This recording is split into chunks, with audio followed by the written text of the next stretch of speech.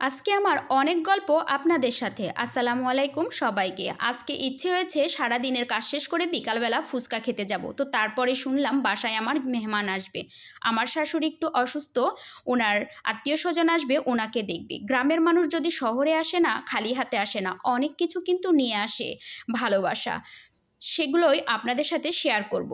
তো যেহেতু আত্মীয় স্বজন আসবে, আমি রান্না করব। এদিকে আবার বিদ্যুৎ অফিস থেকে কিন্তু মিটার চেঞ্জ করতে এসেছে, ডিজিটাল মিটার লাগাবে বলে।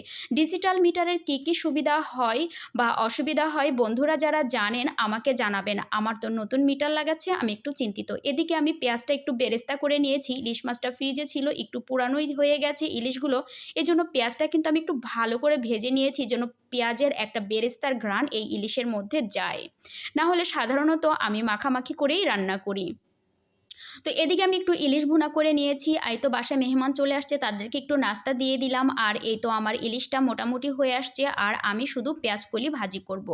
আমার শাশুড়ি, খালা শাশুড়ি আবার এই দেখেন কত কিছু রান্না করে নিয়েছে এসেছে। তেলাপিয়া মাছ, এটা একটা কি যেন, কিসের শাক যেন বলে এটাকে, আচ্ছা মনে করতে পারছি না। এ তো এটা আমি ভাজি করব। মুরগির গোশত রান্না করে নিয়ে এসেছে।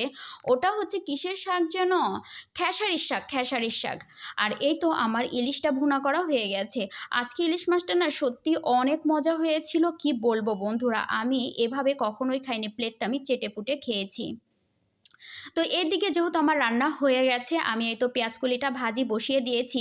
আমি আবার একটু পেটুক মানুষ, যতই পরিশ্রম করি না কেন একটু ঘুরে ফিরে খেতে এবং গুনগুন করে নিজে গান গাই, নিজেকে আনন্দ দেওয়ার জন্য এবং কাজে যেন মজা পাই, সেটা শুধু নিজেই মজা পাওয়ার জন্য করি না, অন্যদেরকেও মজা দিই। এদিকে আমার মিটার লাগানোর কাজগুলোও মোটামুটি হয়ে আসছে।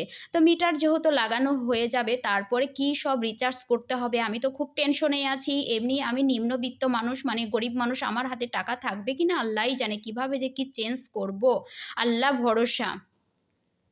যত সব নতুন নতুন আপডেট নিয়ে আসছে বাবা, এমনি আমাকে বানান করে চলতে হয়।